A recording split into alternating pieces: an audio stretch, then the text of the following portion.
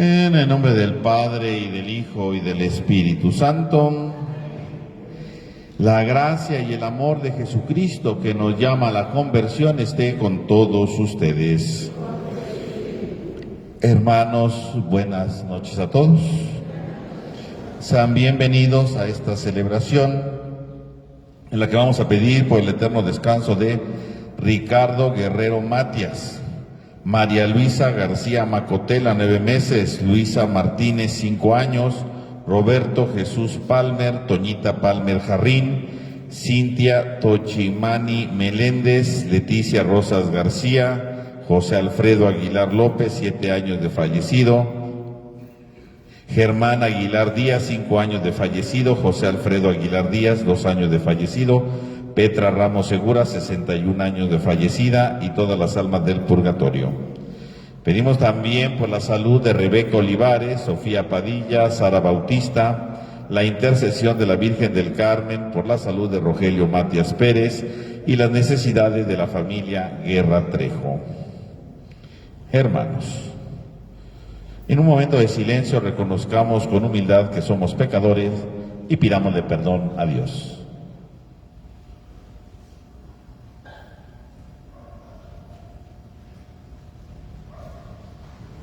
Yo confieso ante Dios Todopoderoso y ante ustedes, hermanos, que he pecado mucho de pensamiento, palabra, obra y omisión. Por mi culpa, por mi grande culpa. Por eso ruego a Santa María siempre Virgen, a los santos y a ustedes, hermanos, que interceden por mí ante Dios nuestro Señor. Dios Todopoderoso tenga misericordia de nosotros, perdone nuestro pecado y nos lleve a la vida eterna.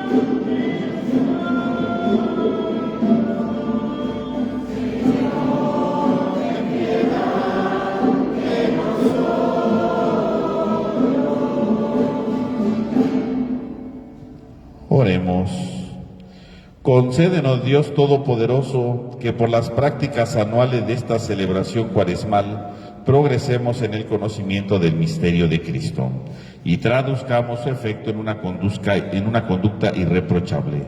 Por nuestro Señor Jesucristo, tu Hijo, que vive y reina contigo en la unidad del Espíritu Santo y es Dios por los siglos de los siglos. Amén. Tengan la bondad de tomar asiento, vamos a escuchar la palabra de Dios. Del libro del Génesis. Después de haber creado el cielo y la tierra, el Señor Dios tomó polvo del suelo y con él formó al hombre. Le sopló en la nariz un aliento de vida y el hombre comenzó a vivir. Después plantó el Señor un jardín al oriente del Edén y allí puso al hombre que había formado. El Señor Dios hizo brotar del suelo toda clase de árboles, de hermoso aspecto y sabrosos frutos, y además en medio del jardín el árbol de la vida y el árbol del conocimiento, del bien y el mal. La serpiente era el más astuto de todos los animales del campo que había creado el Señor Dios. Un día le dijo a la mujer: ¿es cierto que Dios les ha prohibido comer de todos los árboles del jardín? La mujer respondió: podemos comer del fruto de todos los árboles del jardín, pero del árbol que está en el centro, dijo Dios, no comerán de él ni lo tocarán, porque de lo contrario habrán de morir. La serpiente le replicó a la mujer: de ningún modo, no morirán. Bien sabe Dios que el día que coman de los frutos de ese árbol, se les abrirán a ustedes los ojos, y serán como Dios, que conoce el bien y el mal. La mujer vio que el árbol era bueno para comer, agradable a la vista y codiciable, además para alcanzar la sabiduría. Tomó, pues, de su fruto, comió y le dio a su marido, que estaba junto a ella, el cual también comió. Entonces se le abrieron los ojos a los dos, y se dieron cuenta de que estaban desnudos. Entrelazaron unas hojas de higuera y se cubrieron con ellas. Palabra de Dios.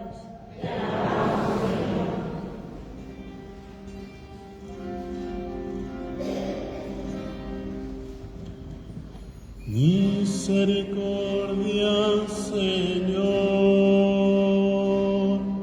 hemos pecado.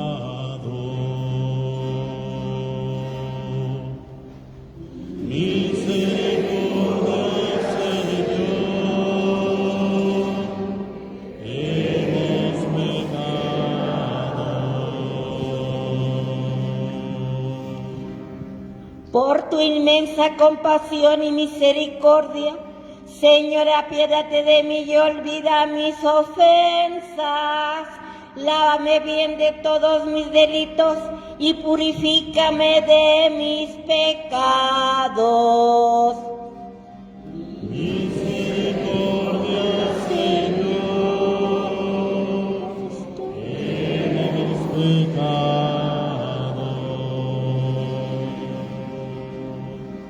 Puesto que no reconozco mis culpas, tengo siempre presente mis pecados. Contra ti solo pequé, Señor, haciendo lo que a tus ojos será malo. Misericordia, Señor, hemos pecado. Crea en mí, Señor, un corazón puro, un espíritu nuevo para cumplir tus mandamientos. No me arrojes, Señor, lejos de ti, ni retires de mí tu Santo Espíritu. Misericordia, Señor, hemos pecado. Devuélveme tu salvación que regocija, mantén en mí un alma generosa. Señor, abre mis labios y cantará mi boca tu alabanza. Misericordia, Señor,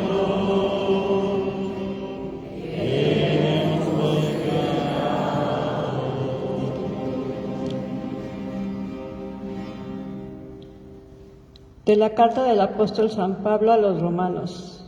Hermanos, así como por un solo hombre entró el pecado en el mundo y por el pecado entró la muerte, así la muerte llegó a todos los hombres por cuanto todos pecaron.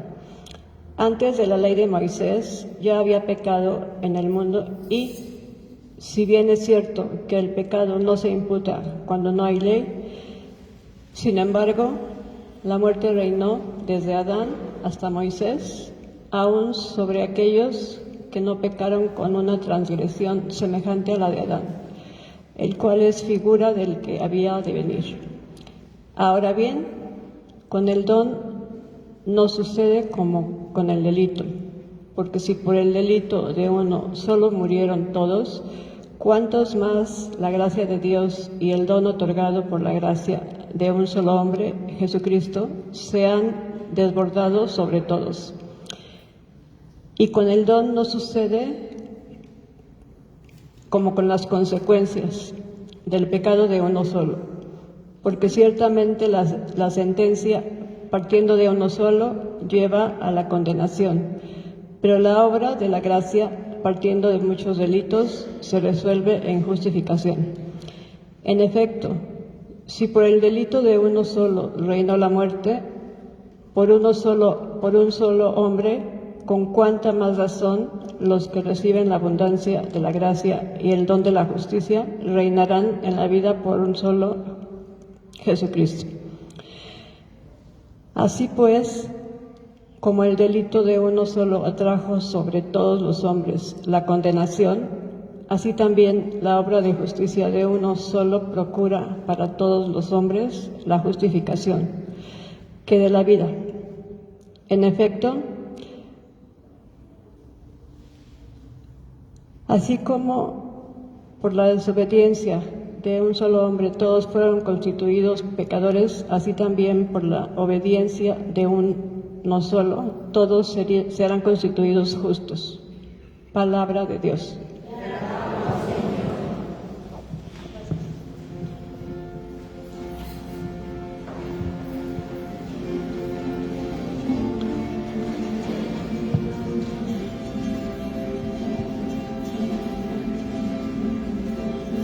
Honor y gloria a ti, Señor Jesús. Honor y gloria a ti, Señor Jesús. No solo de pan vive el hombre, sino también de toda palabra que sale de la boca de Dios.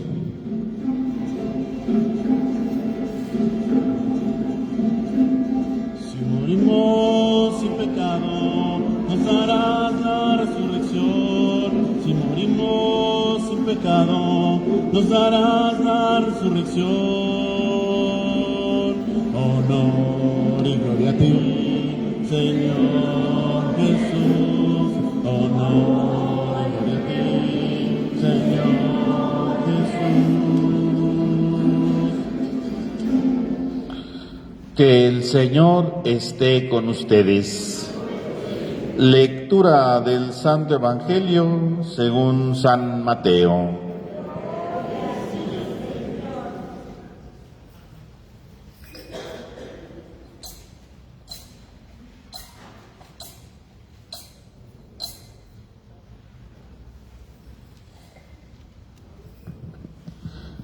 En aquel tiempo Jesús fue conducido por el Espíritu al desierto para ser tentado por el demonio. Pasó 40 días y 40 noches sin comer y al final tuvo hambre. Entonces se le acercó el tentador y le dijo: si tú eres el Hijo de Dios, manda que estas piedras se conviertan en panes. Jesús le respondió: está escrito, no solo de pan vive el hombre, sino también de toda palabra que sale de la boca de Dios. Entonces el diablo lo llevó a la ciudad santa, lo puso en la parte más alta del templo y le dijo: si eres el Hijo de Dios, échate para abajo, porque está escrito, mandará a sus ángeles que te cuiden y ellos te tomarán en sus manos para que no tropiece tu pie en piedra alguna. Jesús le contestó: también está escrito, no tentarás al Señor tu Dios. Luego lo llevó el diablo a un monte muy alto, y desde ahí lo hizo ver la grandeza de todos los reinos del mundo, y les dijo: te daré todo esto si te postras y me adoras. Pero Jesús le replicó: retírate, Satanás, porque está escrito, adorarás al Señor tu Dios y a Él solo servirás. Entonces el diablo lo dejó y se acercaron los ángeles para servirle. Palabra del Señor. Tenga la bondad de tomar asiento un momento, hermanos, por favor. Hermanos, estamos iniciando ya esta primera semana de la Cuaresma con este primer domingo, y el día de hoy se nos presenta la reflexión, el tema del pecado, un tema que es sin lugar a duda fundamental dentro de la vida espiritual del creyente, saber lo que es el pecado. El problema de hoy día del pecado es precisamente que hoy pareciera que se ignora qué es el pecado, o minimizamos lo que es el pecado, ¿no? A veces cuando se habla de los pecadores, pues pensamos en otras personas, menos en nosotros, ¿no? Decimos, pues el pecado, pues sí, los que matan, los que hacen esto, ¿no? Empezamos nosotros inmediatamente a señalar quiénes cometen pecado. Pero el pecado, todos lo cometemos, ¿no? Ya dice el apóstol San Juan, ¿verdad? En su carta, dice, el que dice que no tiene pecado, ya tiene uno, ¿no? El pensar que no tiene, el ser soberbio y pensar que no tiene. Todos cometemos pecado, ¿no? Y también en otro pasaje de la Biblia dice, el justo, o sea, el hombre bueno, peca 7 veces al día. O sea, el pecado es algo en la cual nos topamos con nosotros. Sin embargo, el problema de hoy en nuestros tiempos es pensar que el pecado no lo hacemos nosotros, que lo hacen los demás, pero no nosotros, ¿no? No, pues yo hago oraciones, no, pues yo vine a misa, y empezamos nosotros a adormecernos y pensar que entonces no hacemos pecado, ¿no? Y entonces quitamos la noción del pecado, ¿no? Hoy no existe el pecado, lo hacen otros, pero no soy yo, ¿no? O bien, a veces pensamos que el pecado no es tan pecado, ¿no? Como todo mundo lo hace, pues ya no es pecado, ¿no? No, pues antes era pecado, en mis tiempos era pecado, ¿verdad? Hace muchos años. Pero ahorita como todos ya lo hacen, pues ya no es pecado, ¿no? Entonces hay muchas cosas que hoy pareciera que no son pecados porque ya muchos lo hacen, ¿no? La mayoría lo hace, la mayoría piensa de esa manera. Entonces la mayoría piensa de esa manera, pues ya no es pecado, pero no es cierto. No porque muchos lo hagan, significa que se vuelven buenas las cosas, ¿no? El pecado sigue siendo pecado siempre, ¿no? Entonces el problema es pensar que no cometemos pecado y echarle la culpa a alguno, ¿no? Eso sí, yo no. O el problema es de pensar que ya nada es pecado, ¿no? Pues ya son otros tiempos, han cambiado, ya nadie comete pecado. Eso no es cierto, ¿no? Eso es mentira. Sigue siendo pecado, aunque lo hagan todos, aunque estén de acuerdo, sigue siendo pecado. Aunque esté en una ley, sigue siendo pecado, ¿no? No porque ya, lo hicieron ley, entonces ya no es pecado, no. Aunque esté en una ley, sigue siendo pecado, ¿no? O bien, hoy en día también está muy de moda decir que el pecado no existe porque son nuestras circunstancias, ¿no? Son nuestras circunstancias. Entonces, hice tal cosa horrenda. Pues sí, pero en realidad no fue pecado, ¿verdad? Él se porta de esa manera porque es su circunstancia, ¿no? Es que su pasado, es que su historia, es que su manera de vivir lo obligaron, ¿verdad? Con el paso del tiempo a vivir de esta manera. Entonces, no es pecado, no es pecado. Oye, es que maltrató gente, destruyó. Sí, pero es que él sufrió de niño, ¿no? Entonces, como sufrió de niño, pues en realidad él no quería hacer el mal, pero todo ese sufrimiento, todo ese dolor lo obligó, ¿verdad?, a que ahora él también se volviera destructor. Entonces ya no es pecado, no, sigue siendo pecado. Sí, a lo mejor sus circunstancias lo han obligado a esto, pero bueno, finalmente no deja de ser pecado, ¿no? Porque hoy muchos se disculpan con esto, es que su historia, es que su pasado, son sus circunstancias, son su cultura, y entonces con todo ese tipo de cosas, de argumentos de hoy día, entonces ya nada es pecado, ¿no? Es normal, pues es que sufrió, ¿no? Entonces como sufrió, tiene derecho a hacer sufrir a los demás. No, eso es una mentira, ¿no? De nuestros tiempos, sigue siendo pecado. El pecado es una realidad en nuestros tiempos, y el pecado sigue existiendo, ¿no? Y todos cometemos pecado, decimos todos, no nada más unos y otros no. Por eso, ¿verdad?, hoy escuchamos en primer lugar, ¿verdad?, en el texto del Evangelio cómo Jesús se enfrenta a la tentación, porque en el fondo, ¿qué es la tentación? Aquella propuesta que nos desorienta, aquella propuesta que nos desvía precisamente para caer en el pecado, ¿no? Eso es la tentación, ¿verdad? Una sugerencia, una propuesta en la vida para desviarnos y caer en el pecado, una tentación. Y por otro lado, el libro la primera lectura, el libro del Génesis, nos habla también de lo que es el pecado y nos narra, ¿verdad?, las bases iniciales de lo que es el pecado, ¿no? En primer lugar, fíjense cómo el libro del Génesis, hoy en la primera lectura, nos hablan precisamente de cómo Dios crea al hombre, ¿no? Dice, después de haber creado los cielos y la tierra, el Señor Dios tomó polvo de la tierra y formó al hombre. Y después sopló, ¿verdad?, insufló sobre sus narices un aliento de vida. Por lo tanto, está hablando en primer lugar de la creación del hombre. Fíjese cómo el libro del Génesis hoy comienza, en primer lugar, hablando de cómo se creó al hombre. Pero cuando se habla de la creación del hombre, no está diciendo solamente cómo lo creó Dios, sino está diciendo quién es el hombre, cuál es la identidad del hombre, quién es el hombre, a qué está llamado a ser el hombre, ¿no? Y fíjese, ¿quién es el hombre? Dice, el hombre fue formado del polvo de la tierra y luego dice, le insufló el aliento de vida, ¿no? Le insufló en sus narices el aliento de vida. Por lo tanto, ¿quién es el hombre? Dice, el hombre tiene polvo, pero tiene el aliento de Dios. Tiene dos características fundamentales. ¿Y qué significa el polvo? ¿Por qué dice que el hombre fue hecho de polvo? ¿Qué es el polvo? El polvo es la debilidad, ¿no? El polvo es lo que encontramos en el suelo, lo pisamos, aparece a cada rato, ¿no? Ese es el polvo, ¿no? Por lo tanto, aquí el polvo significa la fragilidad del hombre, ¿no? ¿Quién es el hombre? El hombre es pequeñez, el hombre es fragilidad, el hombre es debilidad, ¿no? Error. Pero no solamente es polvo, dice, le insufló en su nariz el aliento de vida. O sea, somos portadores del aliento de Dios. ¿Eso qué quiere decir? Que aunque somos pequeños, que aunque tengamos errores, podemos levantarnos, podemos tener triunfos, podemos tener logros. No estamos llamados al fracaso, no estamos llamados a la destrucción, no estamos llamados al sinsentido de la vida, no. Podemos levantarnos, podemos transformarnos, podemos animarnos, podemos renovarnos profundamente. Somos polvo de la tierra y aliento divino. Somos el equilibrio entre los dos.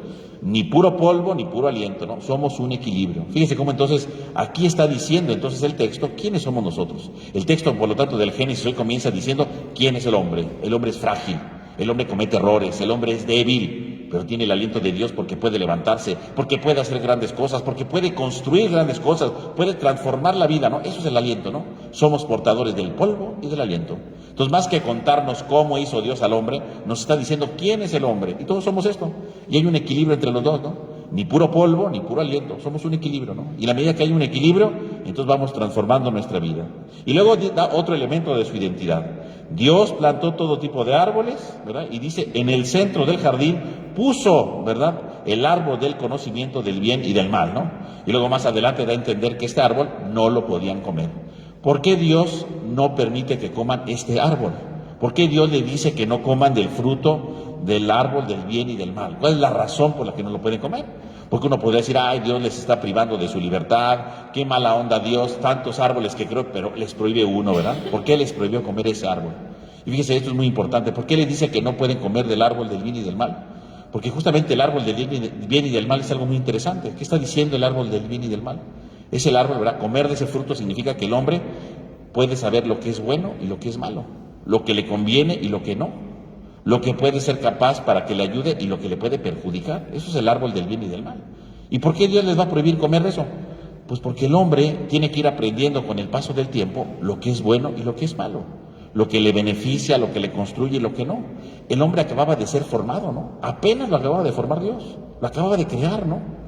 El hombre no estaba capacitado todavía para entender lo que era bueno y lo que era malo. Es como un niño, ¿verdad? Cuando nace un niño, pues los papás saben lo que es bueno y malo para el niño, ¿verdad? No es que digan, ay, no, pues que haga lo que quiera, ¿verdad? Total, ya es un ser humano. No, uno cuida a un niño, ¿no? Cuando está pequeñito, ¿verdad? Va creciendo, en la medida que va creciendo, lo van cuidando, le van enseñando, ¿verdad? Los papás le dicen, esto no lo hagas, esto te va a lastimar, no agarres esto, no metas el dedo ahí, ¿no? Los papás le van enseñando, ¿verdad?, para que el niño vaya creciendo y vaya madurando su manera de entender. Lo mismo con el ser humano, ¿no? Dios lo creó y dijo, no puedes comer de ese árbol. Tú todavía no puedes conocer lo que es bueno y lo que es malo. Tú todavía no puedes saber lo que te conviene y lo que no. Llegará el tiempo, pero ahorita no lo comas. Es parte de tu identidad. No estás todavía capacitado para esto. Ya llegará, pero ahorita no lo comas. Y entonces en medio de esto aparece entonces la serpiente, ¿no? Aparece ahí entonces la tentación, ¿no? Y aparece justamente con este personaje que es la serpiente. Y dice, ¿quién era la serpiente? La serpiente era el más astuto de los animales del campo que Yahvé Dios había creado. Fíjese, de la serpiente. Fíjese que no dice que la serpiente fuera el diablo, no está diciendo que sea el diablo, ahí no dice que sea el diablo, no. El animal más astuto de la creación que Dios había creado. Entonces, ¿quién es la serpiente? La serpiente es una criatura, ¿no? Es una creación de Dios. Es una creación de Dios. Dios había creado al hombre y la mujer, y luego Dios había creado a los animales, ¿verdad? ¿Para qué? Para que el hombre y la mujer los sometieran. Los animales están al servicio del hombre, para que el hombre los cuide. Y sin embargo aparece aquí la serpiente, que es una criatura. ¿Y qué es lo que hace? empieza a hablar con la mujer, ¿no? Es cierto que les prohibió comer de todos los árboles del jardín, y empieza un diálogo, ¿no?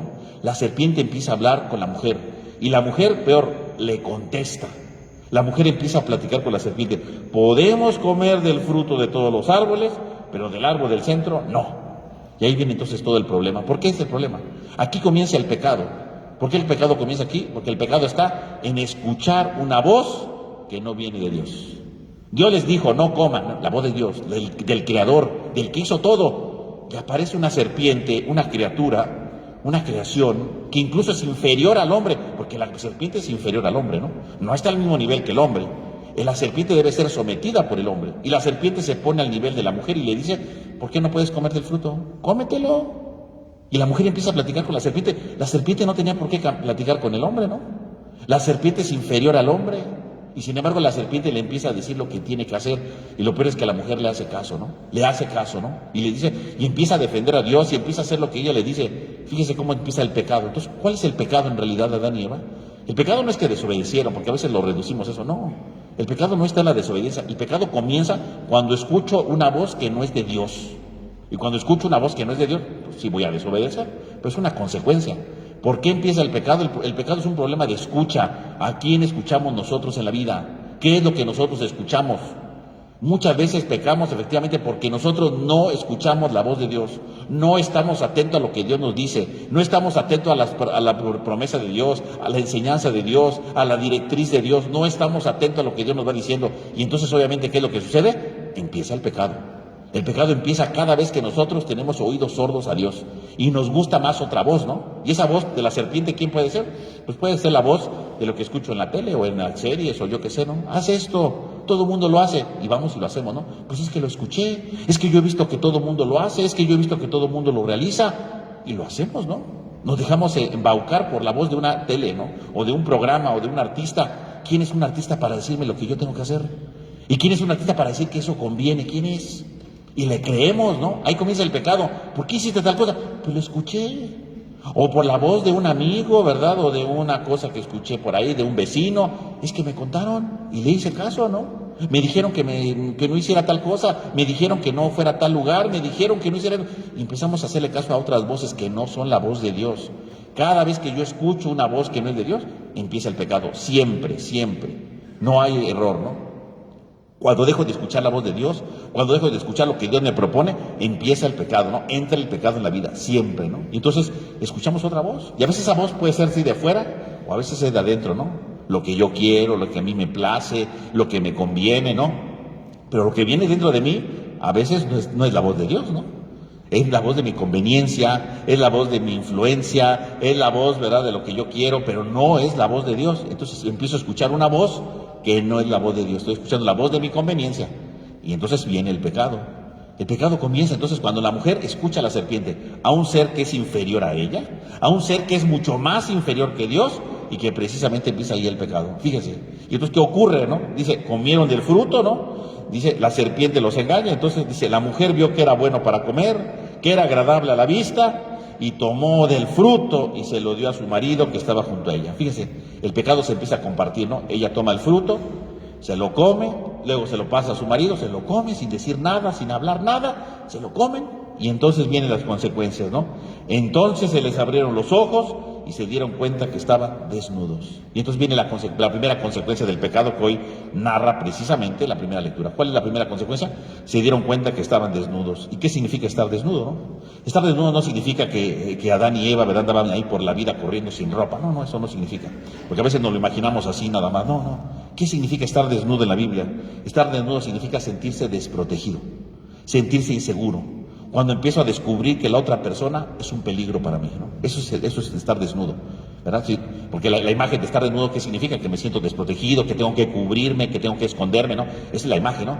La Biblia usa esa imagen para decir, ellos vivían muy contentos el uno con el otro, ¿verdad? Vivían muy bien, se relacionaban bien y de repente se sintieron desnudos, o sea, se sintieron desprotegidos. Y como se sintieron desprotegidos, ¿qué hicieron? Se empezaron a tapar, se empezaron a cubrir, se empezaron a esconder, ¿no? Porque el otro es un peligro para mí. Lo que Dios había creado en armonía, ahora se convierte en un peligro, ¿no? Lo que Dios había creado en armonía, ahora se convierte en división. ¿Por qué? Porque descubro que el otro es un peligro para mí. Porque descubro que el otro amenaza mi vida, amenaza mi estabilidad. El pecado, ¿qué es lo que produce? La división, ¿no? Porque en lugar de empezar a confiar, en lugar de empezar a construir, en lugar de estar unidos, ¿qué hacemos? Empezamos a desconfiar del otro, ¿no? Que me descubra, que me vea, que me diga, es el pecado. Siempre que tengo miedo de alguien, es porque seguramente hay un pecado, ¿no? Porque no quiero que me descubra. ¿Por qué no quieres que te descubra? Pues si es cosas buenas, no tendrás miedo. Claro, el pecado te hace que desconfíes de los demás, ¿no? El pecado rompe las relaciones con los demás. Cuando yo escucho una voz que no viene de Dios, por supuesto que hay desunión, por supuesto que me siento amenazado, por supuesto que veo que el otro es mi enemigo, por supuesto que veo que el otro me puede lastimar, ¿no? Porque hay una división en mi corazón y empieza el pecado. Mis hermanos, el pecado es algo real, ¿verdad? No es algo que no exista, no, sí existe. Y no son ni las circunstancias, ni el pasado, ¿verdad? Ni uno sí lo hace, ni otro no, ni porque todo el mundo lo hizo, se hizo. Bueno, no, sigue siendo pecado. Y lo importante es saberlo descubrir a tiempo, escuchar lo que Dios dice. Y si yo sé que no es lo que Dios dice, entonces es pecado. Y por supuesto, como decíamos en el Evangelio, ¿qué dice? ¿Verdad? La tentación llega, ¿para qué? Para desviarnos del proyecto de Dios. La tentación llega para escuchar otras voces. Por lo tanto, hoy en el Evangelio Jesús dice que vence la tentación. ¿Por qué la vence? Porque no dialoga, ¿verdad? La mujer dialogó con la serpiente, no tendría que haber dialogado. Jesús no dialoga, y hace esto, y le contesta rápido, no solo de pan vive el hombre. A ver, híncate, solo adorarás a Dios. Fíjese, Jesús no dialoga, no se pone a discutir, a ver si es bueno, si es malo, no. Cuando llega la tentación, la tentación no se dialoga. Cuando yo dialogo con la tentación voy a caer en ella porque voy a descubrir siempre algo que me conviene. Con la tentación no se dialoga. En cambio, ¿verdad? Jesús le contesta tajante, esto no es así, esto no es adecuado, esto no se debe de hacer. Jesús contesta de inmediato, ¿no? Sin hacer más aspavientos, sin decir más. Dios contesta de tajo. ¿Por qué? Porque solo así se vence la tentación. Haciendo precisamente que no nos desvíe del camino y vayamos transformando nuestra vida conforme a la voz de Dios y no la voz de otros que quieren llevarnos o conducirnos hacia otra realidad que no es el proyecto de Dios en nuestra vida. Pues pidamos que al iniciar la cuaresma efectivamente escuchemos la voz de Dios y sea esa voz la que dirija nuestros pasos y nuestros corazones para transformarnos, convertirnos y dar una mejor respuesta a lo que Él espera de nosotros. Que así sea.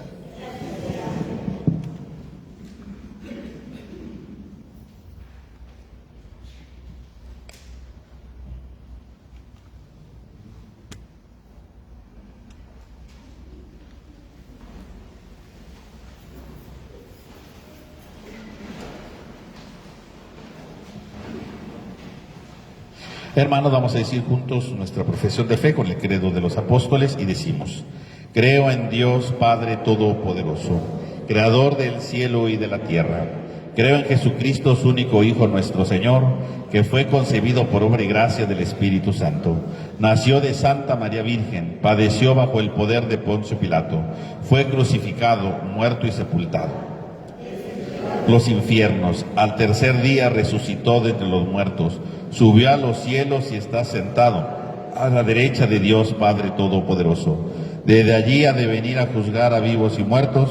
Creo en el Espíritu Santo, la Santa Iglesia Católica, la comunión de los santos, el perdón de los pecados, la resurrección de la carne y la vida eterna. En este tiempo de conversión, oremos, hermanos, a Dios, nuestro Padre, por toda la humanidad y digamos a cada petición: Señor, ten piedad. Para que en este tiempo de Cuaresma Dios conceda a toda su Iglesia la fuerza necesaria para luchar contra el mal, convertirse de su mala conducta y retornar al camino del bien. Oremos. Para que la luz de Jesucristo ilumine a los catecúmenos que se están preparando para el bautismo. Oremos. Para que quienes abundan en bienes de la tierra sepan moderar el uso de sus propias riquezas en provecho de los necesitados y no vivan esclavizados a sus posesiones. Oremos. Para que quienes se han alejado de la Iglesia a causa de nuestros escándalos o de nuestra tibieza, se reincorporen a la familia de Dios y a nosotros el Señor nos conceda la conversión.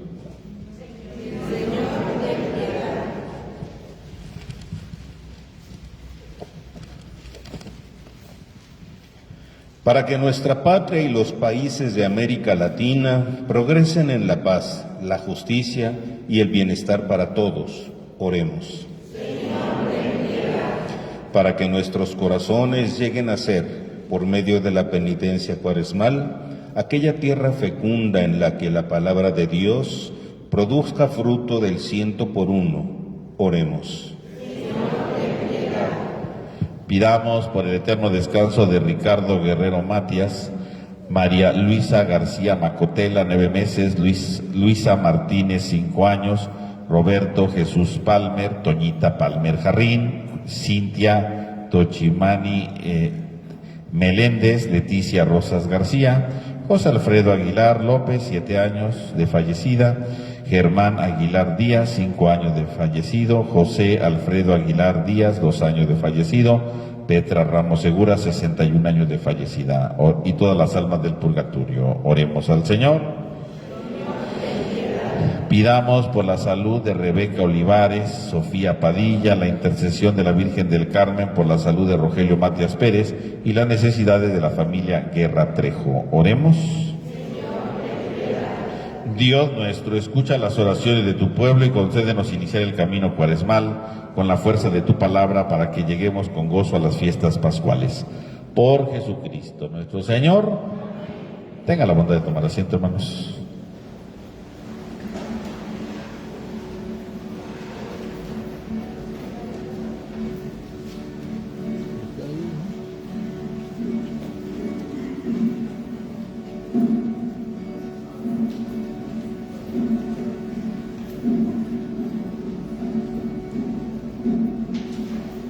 Recibe, oh Padre Santo, esta oración que indigna.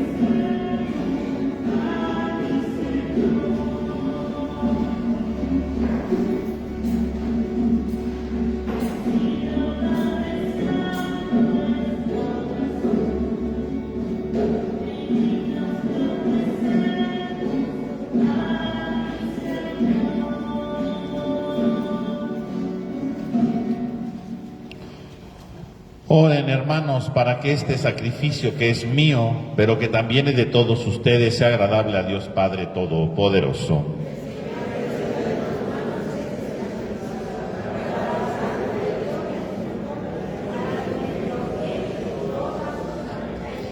Te pedimos, Señor, que nos hagas dignos de estos dones que vamos a ofrecerte, ya que con ellos celebramos el inicio de este venerable misterio. Por Jesucristo nuestro Señor. Que el Señor esté con ustedes. Levantemos el corazón. Demos gracias al Señor nuestro Dios. En verdad es justo y necesario, es nuestro deber y salvación darte gracias siempre y en todo lugar, Señor Padre Santo, Dios Todopoderoso y Eterno, por Cristo Señor nuestro, porque Él mismo, al abstenerse durante 40 días de tomar alimento, consagró la práctica de nuestra penitencia cuaresmal, y al rechazar las tentaciones del enemigo, nos enseñó a superar la seducción del pecado, para que después de celebrar con espíritu renovado el misterio pascual, pasemos finalmente a la Pascua eterna. Por eso, con los coros de los ángeles y de los santos, te cantamos el himno de alabanza, diciendo sin cesar.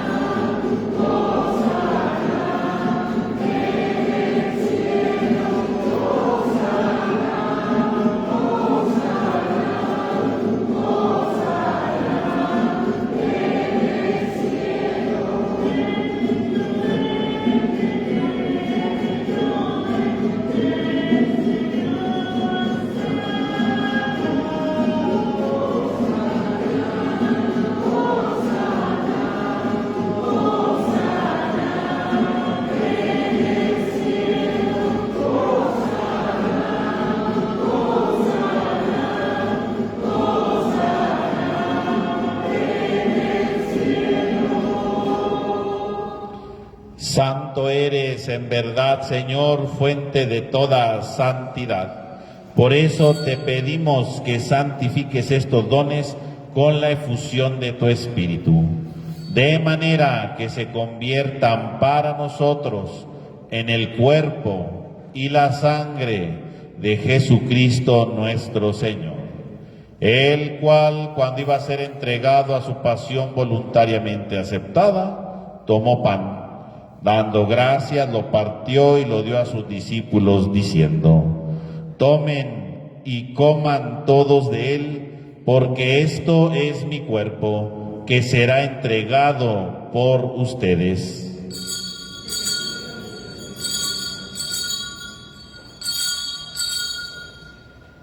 Del mismo modo, acabada la cena, tomó el cáliz. Dando gracias de nuevo, lo pasó a sus discípulos, diciendo: tomen y beban todos de él, porque este es el cáliz de mi sangre, sangre de la alianza nueva y eterna, que será derramada por ustedes y por muchos para el perdón de los pecados. Hagan esto en conmemoración mía.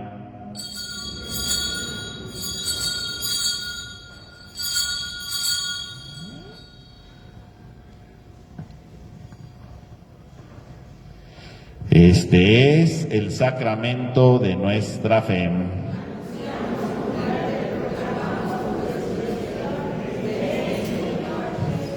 Así pues, Padre, al celebrar ahora el memorial de la muerte y resurrección de tu Hijo, te ofrecemos el pan de vida y el cáliz de salvación, y te damos gracias porque nos hace digno de servirte en tu presencia. Te pedimos humildemente que el Espíritu Santo congregue en la unidad a cuantos participamos del cuerpo y sangre de Cristo. Acuérdate, Señor, de tu iglesia extendida por toda la tierra, y con el Papa León XIV, nuestro obispo Jorge, y todos los pastores que cuidan de tu pueblo, llévala a su perfección en la caridad. Acuérdate también de nuestros hermanos que se durmieron en la esperanza de la resurrección, y de todos los que han muerto en tu misericordia, admítelos a contemplar la luz de tu rostro. Ten misericordia de todos nosotros, y así con María, la Virgen Madre de Dios, San José su esposo, los apóstoles, y cuantos vivieron en tu amistad a través de los tiempos, merezcamos por tu Hijo Jesucristo compartir la vida eterna y cantar tus alabanzas. Por Cristo, con Él y en Él, a ti Dios Padre omnipotente, en la unidad del Espíritu Santo, todo honor y toda gloria por los siglos de los siglos.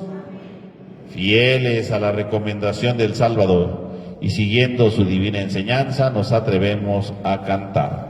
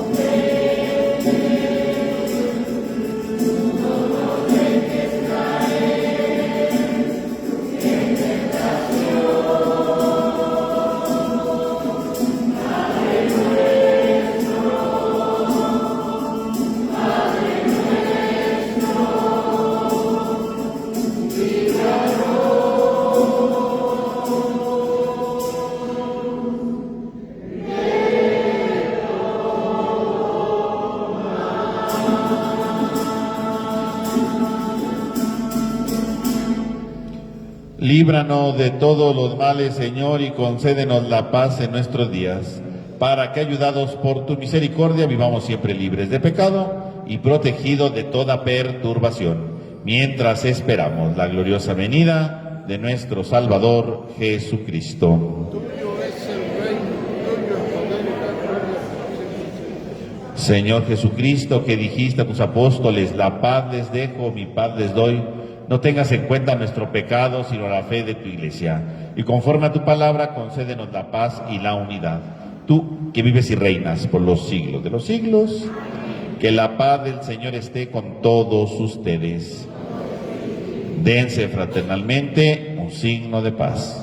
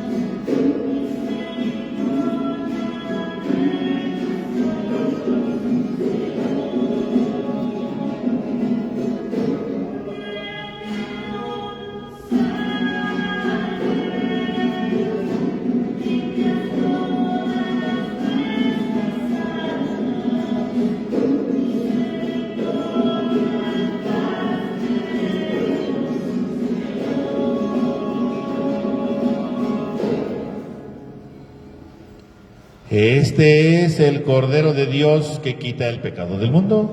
Dichosos los invitados a la cena del Señor. Señor, yo no soy digno de que entres en mi casa, pero una palabra tuya bastará para sanar.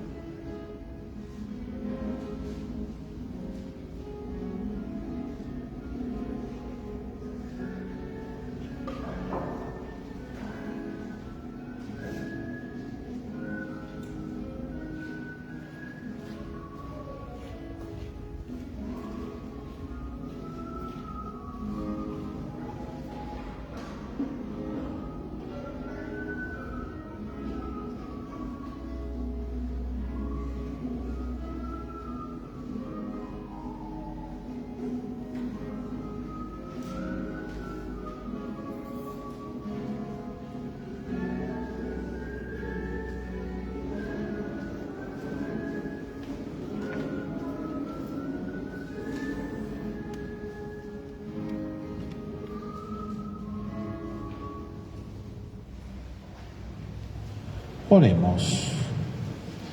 Alimentado, Señor, con este pan celestial que nutre la fe, hace crecer la esperanza y fortalece la caridad, te suplicamos la gracia de aprender a sentir hambre de aquel que es el pan vivo y verdadero, y a vivir de toda palabra que procede de tu boca. Por Jesucristo nuestro Señor.